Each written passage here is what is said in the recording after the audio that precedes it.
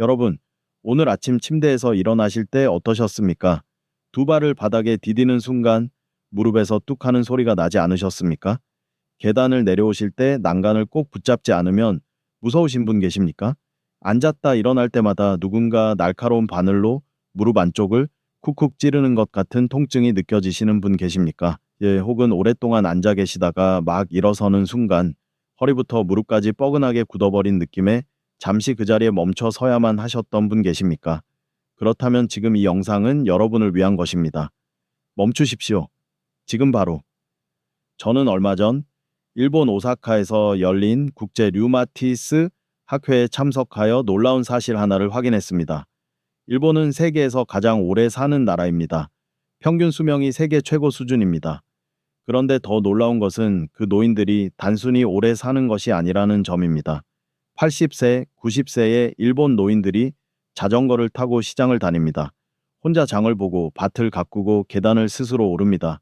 무릎이 아파 움직이지 못하는 노인들이 한국에 비해 현저히 적습니다. 왜일까요? 학회에서 만난 일본 교수에게 제가 직접 물었습니다. 그 교수가 웃으며 말했습니다. 밥상이 다르다고. 매일 먹는 음식이 다르다고. 그날 밤 저는 호텔방에서 잠을 이루지 못했습니다.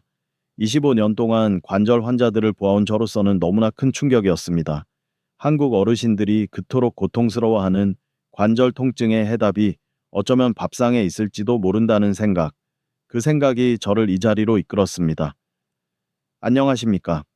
저는 지난 25년간 대학병원 신장내과 및 내과 전문의로서 수많은 환자의 만성 통증과 관절 질환을 지켜봐온 의사 최현주입니다. 저는 유튜버가 아닙니다. 진료실에서 환자의 손을 잡고 선생님, 이 무릎 통증 좀 멈춰 주십시오. 손주랑 같이 걷고 싶습니다. 라는 말을 들으며 함께 눈물 흘렸던 의사입니다. 오늘 이 자리에서 제가 직접 일본 학회에서 확인하고 환자들에게 적용하여 실제로 통증이 줄어든 것을 목격한 일본인들이 매일 먹는 관절 통증 완화 음식 8가지와 올바른 섭취법을 모두 공개하겠습니다. 의사 생활 25년을 걸고 말씀드립니다. 비난을 받더라도 누가 뭐래도 오늘 이 이야기는 반드시 해야 합니다. 오늘 영상에서 여러분이 얻어가실 것은 3가지입니다.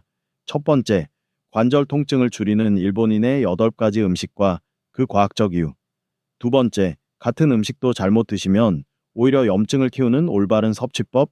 세 번째, 이 음식들을 실천한 후 관절 통증이 줄어든 실제 환자들의 이야기. 끝까지 보시면 오늘 저녁 밥상부터 바로 바꾸실 수 있습니다. 절대 중간에 끄지 마십시오. 그리고 지금 바로 댓글창에 관절 건강이라고 4글자를 적어 주십시오. 눈으로 보고 손으로 적는 순간 우리 뇌는 이것을 생명과 직결된 중요한 정보로 인식하여 치매가 와도 잊어버리지 않게 됩니다. 이것은 단순한 댓글이 아닙니다. 오늘부터 밥상을 바꿔 관절 통증에서 벗어나겠다는 여러분 자신과의 가장 엄숙한 서약입니다. 좋아요 버튼도 지금 바로 한번 눌러주십시오.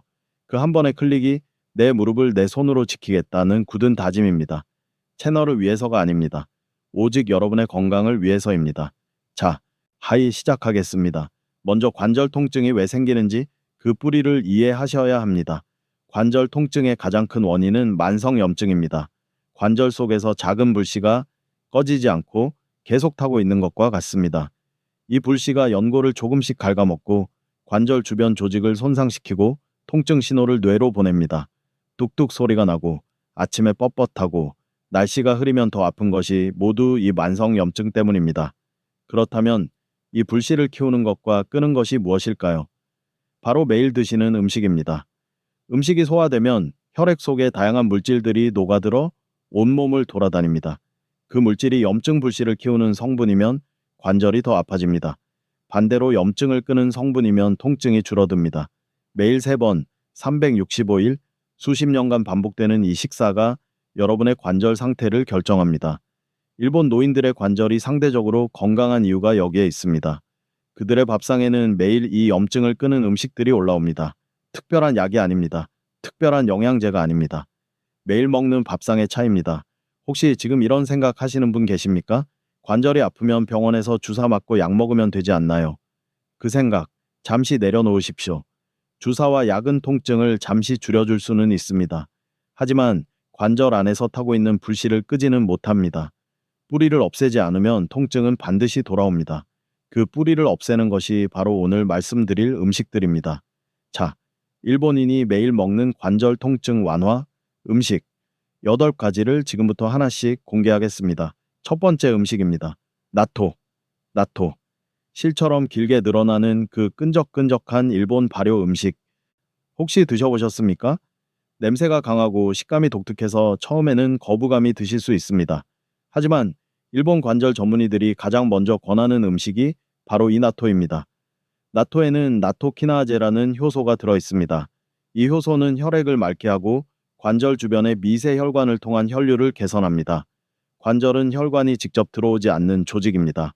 주변 혈류를 통해 영양을 공급받습니다. 혈류가 좋아지면 관절의 영양 공급이 늘어나고 노폐물 배출이 빨라지며 염증이 줄어듭니다. 더욱 중요한 것은 나토의 비타민 K2 성분입니다. 비타민 K2는 칼슘이 뼈와 연골에 제대로 정착하도록 안내하는 역할을 합니다. 칼슘을 아무리 많이 드셔도 비타민 K2가 없으면 칼슘이 뼈에 가지 않고 혈관이나 관절 주변 조직에 쌓입니다. 말랑말랑해야 할 연골이 딱딱하게 석회화되는 것입니다. 나토를 매일 드시는 일본 노인들의 관절이 상대적으로 유연한 이유 중 하나가 바로 이 비타민 K2의 공입니다. 제가 직접 치료한 환자분 이야기를 드리겠습니다. 서울에 사시는 68살 이덕순 님이셨습니다. 무릎 퇴행성 관절염으로 계단을 오를 때마다 눈물이 날 정도로 아프셨습니다. 누군가 무릎 안쪽을 날카로운 송곳으로 후비는 듯한 통증이라고 하셨습니다. 병원에서 히알루론산 주사를 맞으셨는데 2달만 지나면 다시 아프기를 반복하셨습니다. 저는 이님께 매일 아침 나토 한 팩을 드시도록 권했습니다. 밥 위에 올려서 드시도록 했습니다. 처음에는 냄새 때문에 힘드셨다고 했습니다. 하지만 이 주일이 지나자 익숙해지셨고 석 달이 지나자 계단을 오를 때 난간을 잡지 않아도 될 정도가 되셨습니다. 아드님이 함께 오셔서 말씀하셨습니다. 선생님, 어머니가 요즘 혼자 시장을 다니십니다. 올바른 섭취법입니다. 나토는 반드시 가열하지 말고 드십시오. 나토키나제는 열에 약해서 50도 이상에서 파괴됩니다. 밥 위에 그대로 올려서 드시거나 두부와 함께 드시면 됩니다. 간장을 나대어 먹을 때는 아주 소량만 사용하십시오. 짜게 드시면 관절 부종이 악화됩니다. 하루 적정량은 시중에 판매하는 나토 한 팩 40g입니다. 한국 대형마트와 일본 식품점에서 구매하실 수 있습니다. 두 번째 음식입니다. 생강. 김이 모락모락 나는 생강차 한 잔.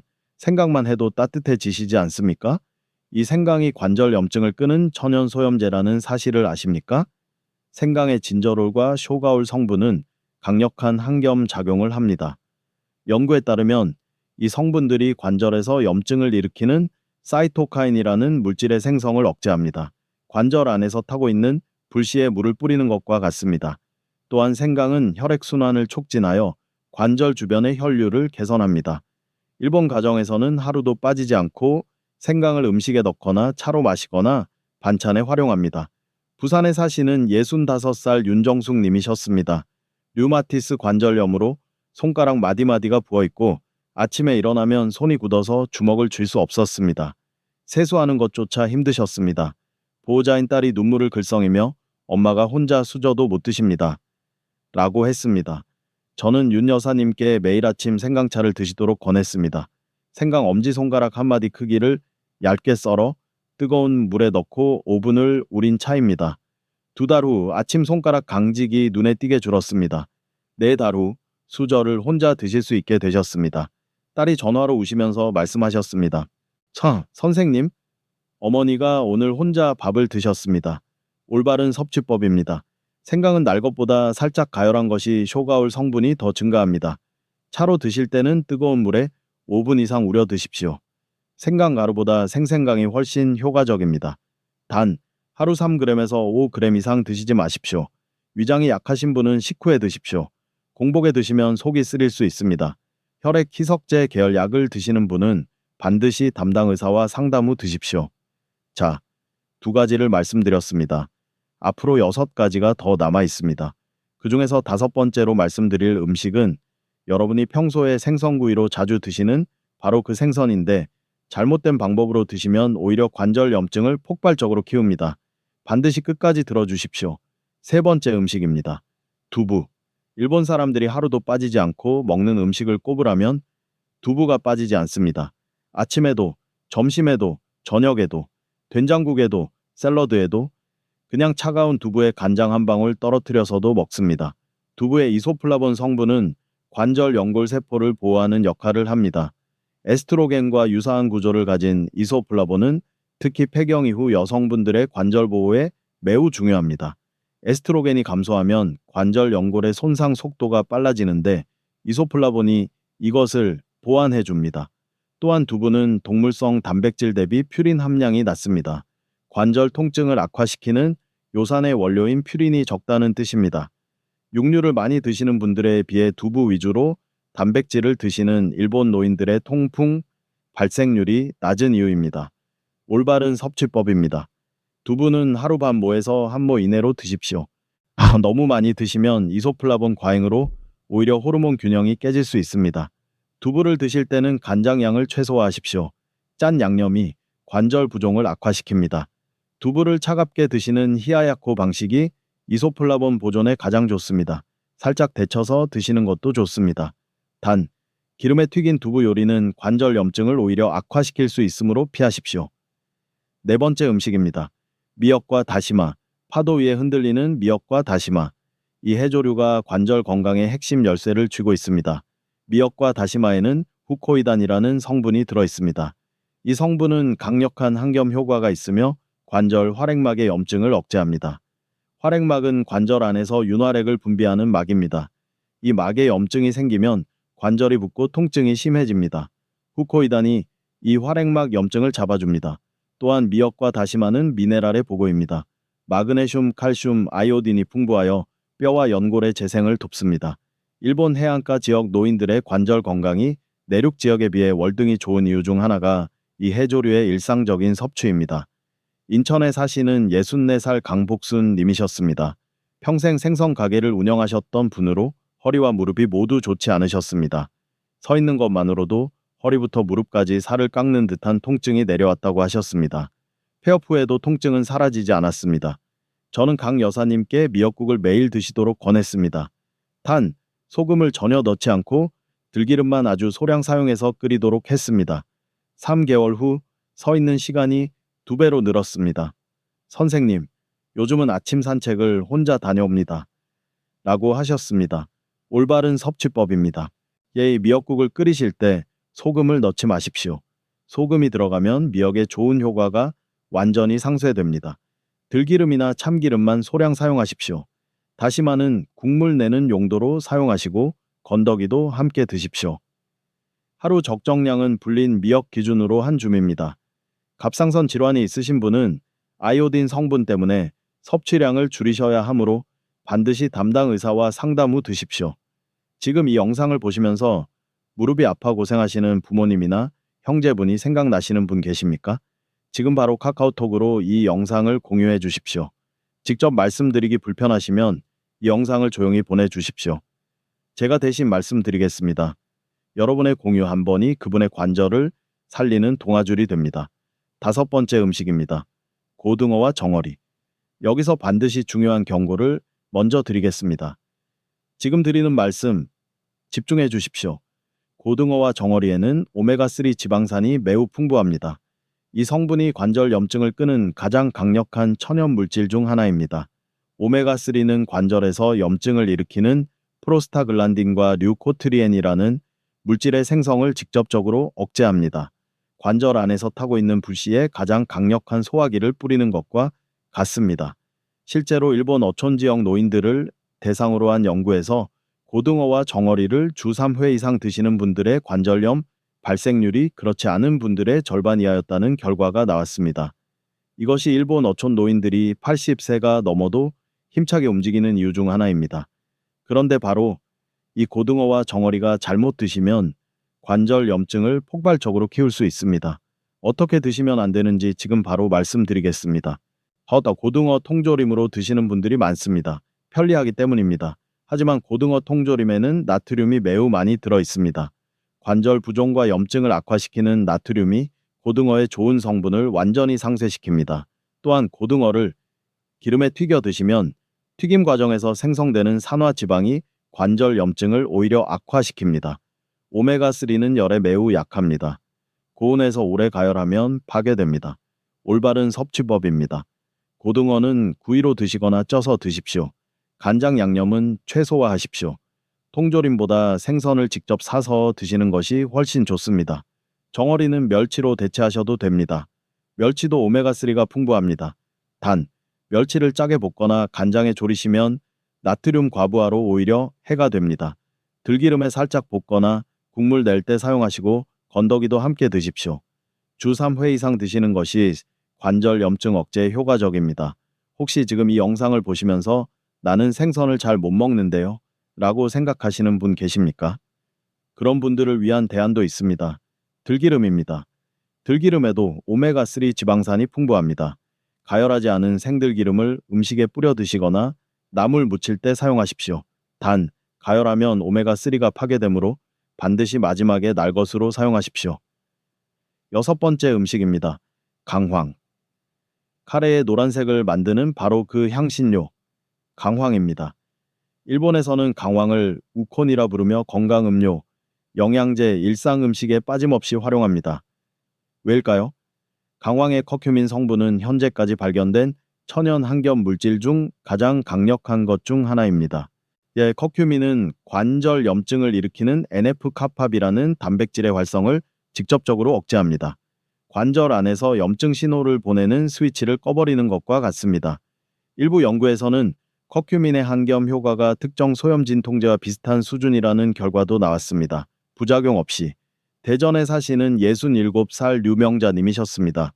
두 손목과 손가락 관절이 심하게 부어 있어서 젓가락을 쥐는 것조차 힘드셨습니다. 무거운 냄비를 들다가 손목이 꺾이는 바람에 극심한 통증으로 병원에 오신 분이셨습니다. 저는 류 여사님께 매일 저녁 식사에 강황가루 2분의 1 티스푼을 넣어 드시도록 권했습니다. 카레 요리에 넣으시거나 두부 요리에 뿌리거나 따뜻한 우유에 타서 드시도록 하셨습니다. 4개월 후 손목 부종이 눈에 띄게 줄었습니다. 손가락으로 주먹을 쥘 수 있게 되셨습니다. 선생님, 이제 밥솥 뚜껑을 혼자 열 수 있습니다. 라고 하셨습니다. 올바른 섭취법입니다. 강황은 반드시 검은 후추와 함께 드십시오. 이것이 매우 중요합니다. 강황의 커큐민은 단독으로는 장에서 거의 흡수되지 않습니다. 그런데 검은 후추의 피페린 성분이 커큐민의 흡수율을 최대 2000%까지 높여줍니다. 반드시 함께 드십시오. 또한 커큐민은 지용성입니다. 기름과 함께 드셔야 흡수됩니다.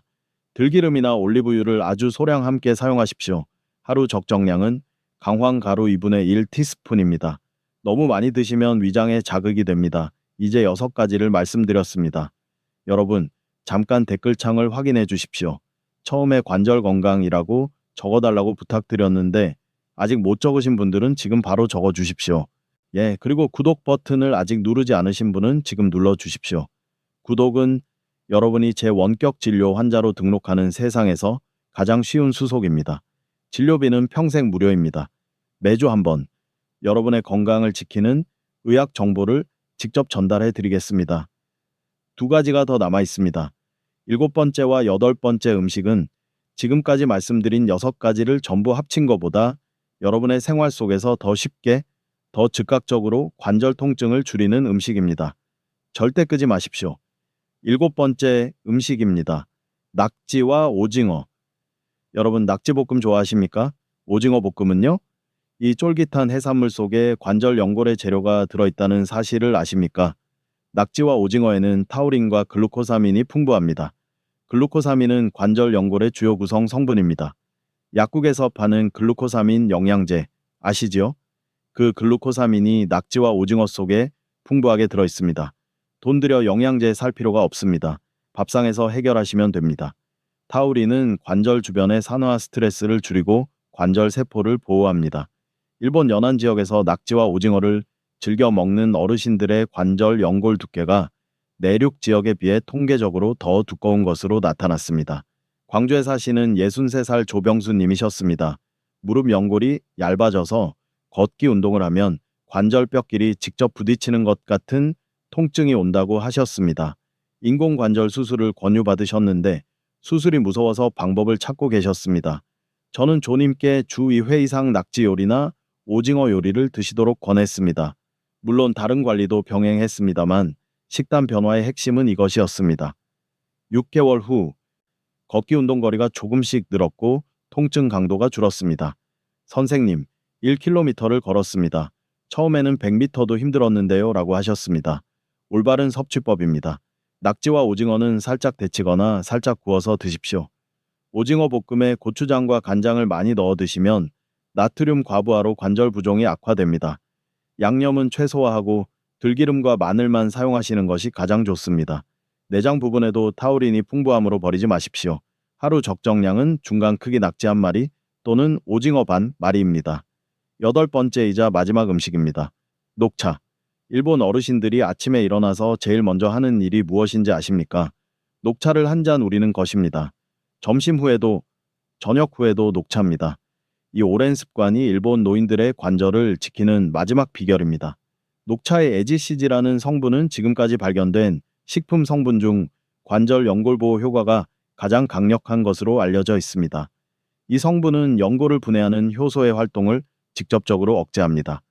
연골이 닳아 없어지는 속도를 늦추는 것입니다. 또한 녹차의 폴리페놀은 강력한 항산화 작용으로 관절 세포를 산화 손상으로부터 보호합니다. 제주에 사시는 69살 고순희 님이셨습니다. 어릴 때부터 무릎이 약하셨던 분으로 50세가 넘으면서 퇴행성 관절염이 급격히 진행되어 심하게 고생하셨습니다. 날씨가 흐리거나 습한 날이면 무릎이 터질 것 같이 아파서 아무것도 못하셨습니다. 저는 고여사님께 매일 녹차를 3잔 드시도록 권했습니다. 아침 한 잔, 점심 후 한 잔, 저녁 한 잔. 6달 후 날씨가 흐린 날에도 외출이 가능해지셨습니다. 선생님, 슈익 비 오는 날에도 이제 혼자 마트를 다닙니다. 라고 하셨습니다.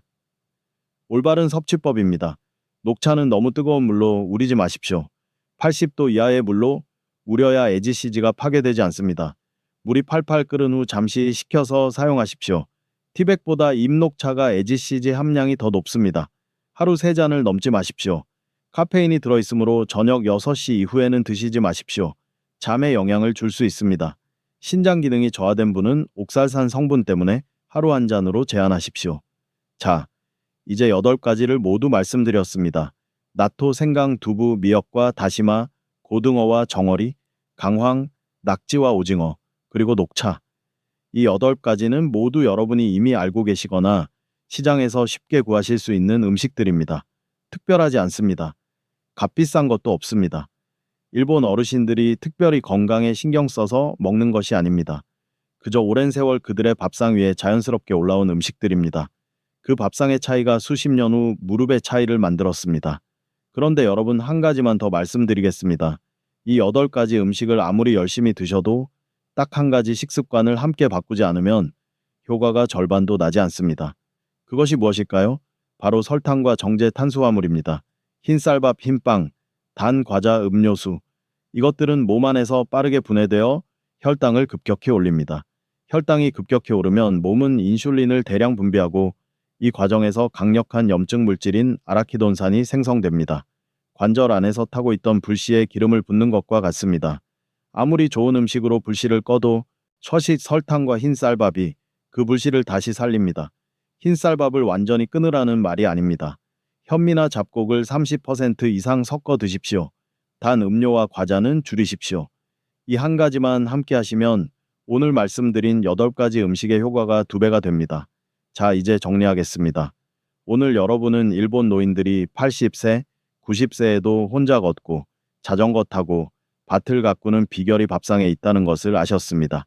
나토와 생강, 두부와 미역, 고등어와 강황, 낙지와 녹차, 그리고 이 모든 것의 효과를 지키는 설탕과 흰 탄수화물 줄이기. 이 8가지를 모두 한꺼번에 시작하려 하지 마십시오. 오늘 저녁 한 가지부터 시작하십시오. 내일 2가지, 다음 주 3가지, 조급하지 않아도 됩니다. 꾸준히, 매일, 조금씩. 지금 이 순간에도 무릎 통증 때문에 걷지 못하고 계단을 두려워하고 손주와 함께 공원에 나가지 못하시는 분들이 계십니다. 하지만 이제 여러분은 다릅니다. 아십니다. 그리고 아는 것이 힘입니다. 지금 바로 댓글창에 관절 지킴이 라고 5글자를 남겨주십시오.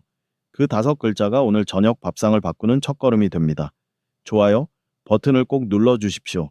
그 한 번의 클릭이 차가운 병원 대기실이 아닌 따뜻한 햇살 아래 손주와 함께 걷는 미래를 향한 첫걸음입니다. 구독 버튼도 눌러 주십시오. 매주 한번 여러분의 관절과 건강을 지키는 의학 정보를 직접 전달해 드리겠습니다. 지금 이 영상을 가족 단체 채팅방에 공유해 주십시오. 무릎이 아파 걷지 못하는 부모님이나 배우자분이 계신다면 지금 바로 이 영상을 보내주십시오. 직접 말씀드리기 불편하시면 제가 대신 말씀드리겠습니다. 예, 이거 꼭 봐. 한마디면 됩니다. 다음 시간에는 여러분이 관절 건강을 위해 열심히 드시는 바로 그 음식이 어떻게 관절 염증을 더 악화시키는지 말씀드리겠습니다. 아마 여러분이 절대 예상하지 못하실 음식입니다. 다음 영상에서 반드시 확인하십시오. 따뜻한 봄날 공원에서 손주의 손을 잡고 걸으시는 여러분을 뵙고 싶습니다. 무릎이 아프지 않아서 계단을 거뜬히 오르시는 여러분을 뵙고 싶습니다. 여러분과 가족 모두 늘 강건하시고 하루하루가 활력으로 가득하시기를 진심으로 기도합니다. 지금까지 여러분의 평생 건강주치의 최현주였습니다. 감사합니다.